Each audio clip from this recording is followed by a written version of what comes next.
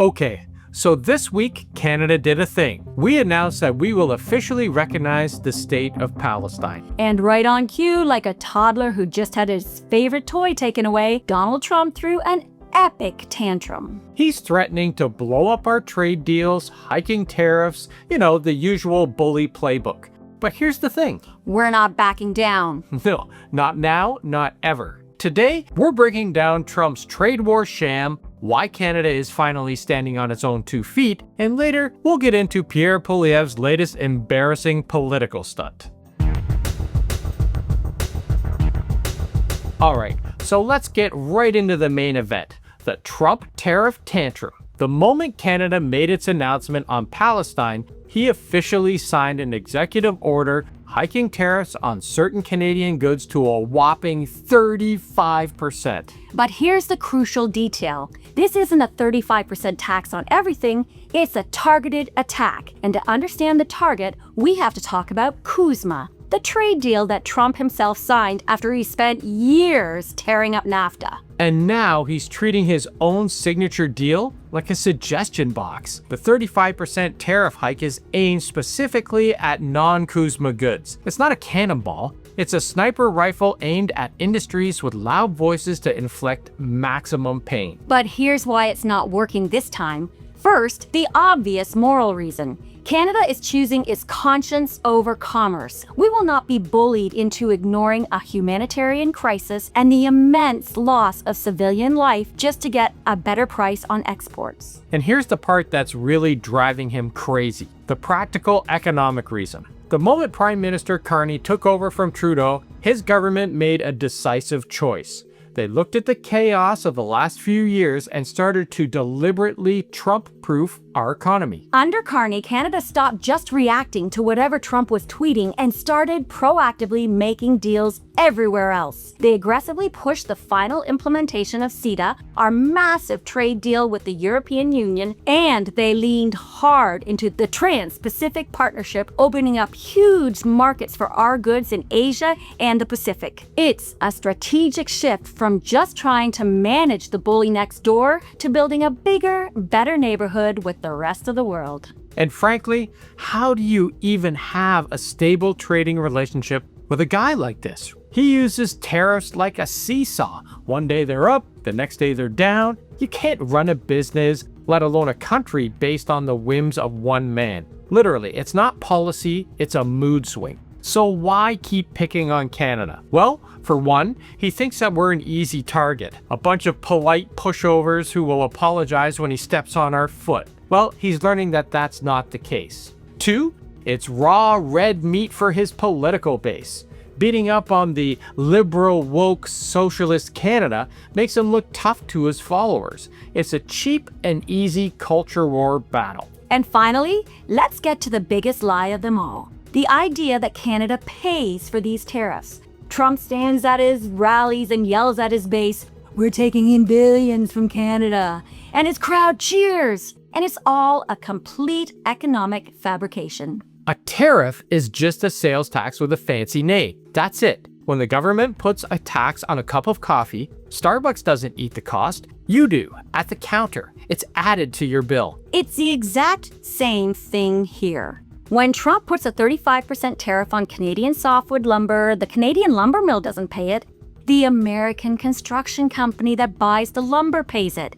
And what do? They turn around and pass that 35% cost directly onto the American family trying to build a new deck or buy a new home. He isn't taxing Canada, he's taxing Americans. He is making life more expensive for his own people. So when you ask, is this just a lip service to his base? No, it's worse. It's a cynical weapon that uses American wallets as ammunition in his personal political games. All because Canada decided to stand on the right side of history.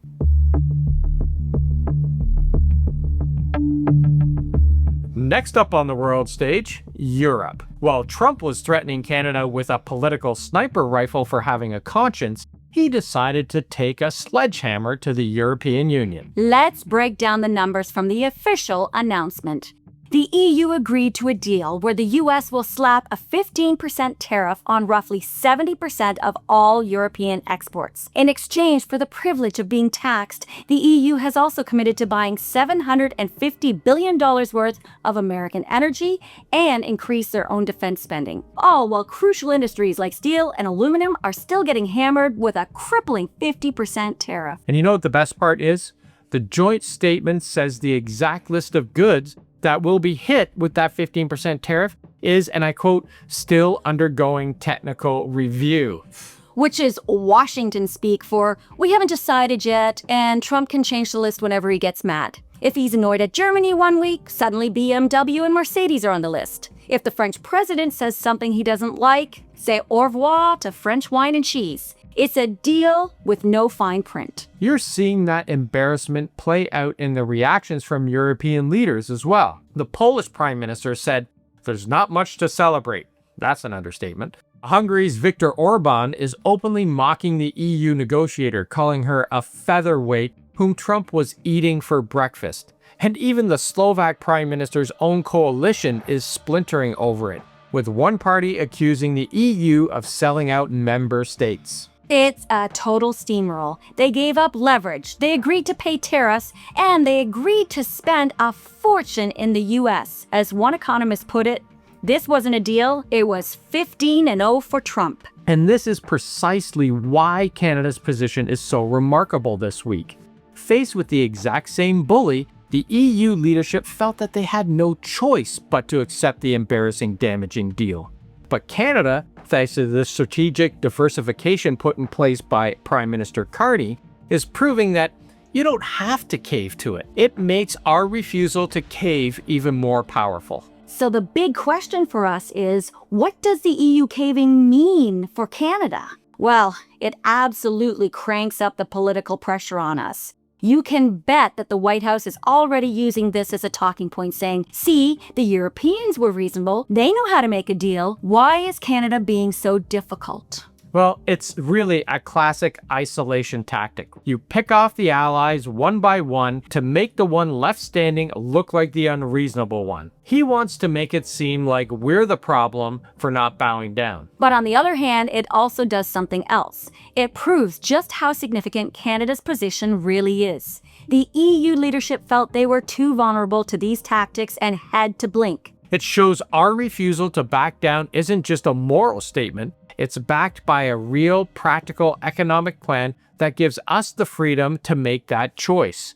It makes our defiance even more powerful. Okay, so that's a lot to take in. Standing up to this kind of political and economic pressure isn't easy. If you do believe in what we do and want to help us keep these conversations going and growing, there are a couple of awesome ways that you can support our channel. First, you can join our amazing community, the A-Team. Yes. It's the best way to support us directly. You get behind-the-scenes content and you get to connect with other people from around the world who are passionate about these issues as well. And second, if you want to show your Planet D pride out in the wild, you can rock some awesome gear from our merch store. We've got hoodies, t-shirts, coffee mugs, all designed by yours truly. It's a great way to support the channel and look good doing it. The links to join the A-Team and our merch store are right down below in the description. And listen, your support truly means the world to us, and it allows us to keep making videos just like this one.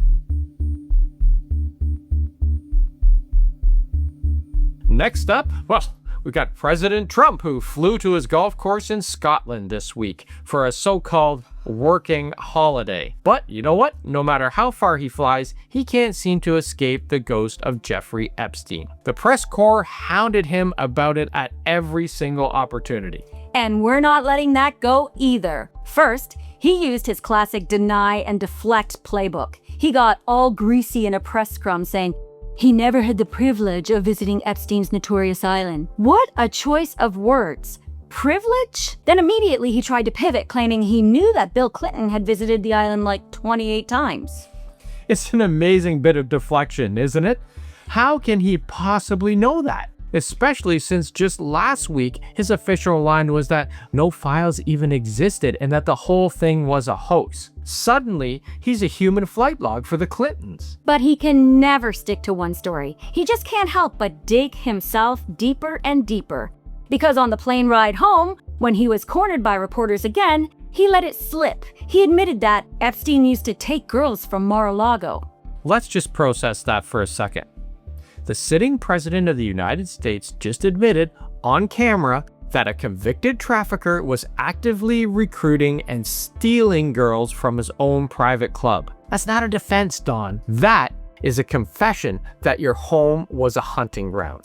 It confirms all the deeply disturbing stories about what was happening at his properties. The entire situation is just disgusting, and no amount of Gulf or tartan will ever wash that stench away.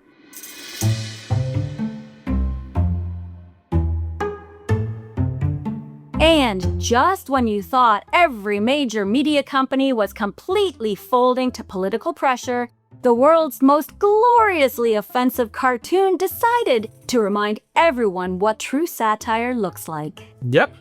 Let's get into it here. I'm going to set the stage for you because context is really everything. This has been a dark couple of weeks for political commentary. Stephen Colbert, one of Trump's most relentless critics, just had his show abruptly canceled. On that same network, which needed to push through a massive corporate merger that needed President Trump's approval, South Park creators Matt Stone and Trey Parker signed a new billion-dollar contract. So the writing was on the wall, right? The corporate bosses are on their knees begging the Trump administration to approve their merger. The expectation was clear. Matt and Trey would have to tone it down, play it safe, protect the new deal. Don't rock the boat, man. And what did they do instead? They didn't just rock the boat. They loaded it with dynamite, blew it to smithereens, and filmed the whole thing. They went full scorched earth. They dropped their highest viewed special in 26 years. And it's because they animated a deeply profane and unflattering portrayal of Donald Trump having a rendezvous with, wait for it, Satan. And we're talking a no-holds-barred, nothing off-limits satire. The network needed them to be quiet, and they chose to be louder and more disgusting than ever. Trump's lawyers are reportedly having a public meltdown, calling it defamatory. But the real story is the sheer guts. At a time when a fellow host is getting canceled and their own network is desperate to appease the president, they chose artistic freedom over corporate cowardice. Good on you guys. It's actually incredible because it proves that even in a world of billion-dollar mergers and immense political pressure, real satire can still have teeth. It was actually less a parody this week and more of a rebellion. And finally, let's bring it all back home for a story about what happens when a politician refuses to take no for an answer. We're talking, of course, about Pierre Poilievre. And Dave, after the week we've seen with President Trump's bullying, I am just so glad that Poilievre lost the election, because if he had won, I'm convinced we'd be applying to be the 51st state right now. Oh, without a doubt, I agree 100%. So, for anyone who actually needs a recap, after getting booted by his own constituents in his Ottawa area riding, Poilievre decided to parachute into a by-election in Battle River, Crowfoot, Alberta, a riding that he's never lived in, also that he can claw his way back to the House of Commons, and he's forcing taxpayers to foot the bill for his personal vanity project. And he's running on his usual shtick, pretending to be a man of the people while being propped up by big money and corporate interests. Let's not forget, this is the guy who cheered on the so-called trucker convoy and loves to flirt with conspiracy theories whenever thinks it will fire up his base. And the debate this week? Poilievre tried to spin his ambitions, telling the crowd, "My mission here is to give national leadership to the issues that are of local importance." But not everyone was buying it. The Liberal candidate, Darcy Spady, got a huge laugh when he introduced himself by saying, "I'm from Three Hills, and I don't want to be Prime Minister." And then some more fire came from the independent candidate, Bonnie Critchley, who was having none of Poilievre's spin.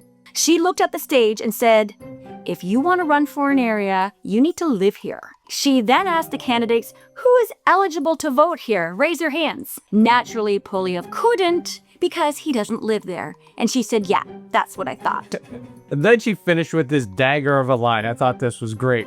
I firmly believe that Mr. Polyev is too busy with his personal ambitions to give a rat's backside about us. And this is the best. A brilliant protest group called the Longest Ballot Committee registered hundreds of local candidates to clog up the ballot and send a clear message. We're tired of being used as a political landing pad for Ottawa phonies. And now you hear the whispers from Polyev's camp that this long ballot is unfair and designed to confuse voters. Oh, give me a break. That is so incredibly insulting. If your supporters are so easily confused that they can't find a name on a piece of paper, then frankly, Alberta has much bigger problems to worry about than a by-election. It just exposes the whole sham, right? He's not there for the people of Battle River Crowfoot. He's there for Pierre Polyev. He doesn't want to save Canada. He just wants his taxpayer-funded salary and his free mansion back so that he can watch the country burn from a comfortable chair. So there you have it, everyone. From a trade war sham with Canada to a political con job in Alberta, the theme this week was bullies and phonies getting called out. The world is changing. From the creators of South Park to independence in rural Alberta, people are tired of being lied to and pushed around. They're finding new and creative ways to fight back, and the old guard, they just don't know how to handle it. It's been a wild week, and we want to know exactly what you think. Let us know in the comments below which story got under your skin the most. And if you made it this far, you're basically part of the crew, so you might as well make it official. Please hit that like button and subscribe and click on that bell for notifications so you don't miss a thing. It really helps the channel and we don't want you to miss an episode. Thanks for watching, everyone. We'll see you next week.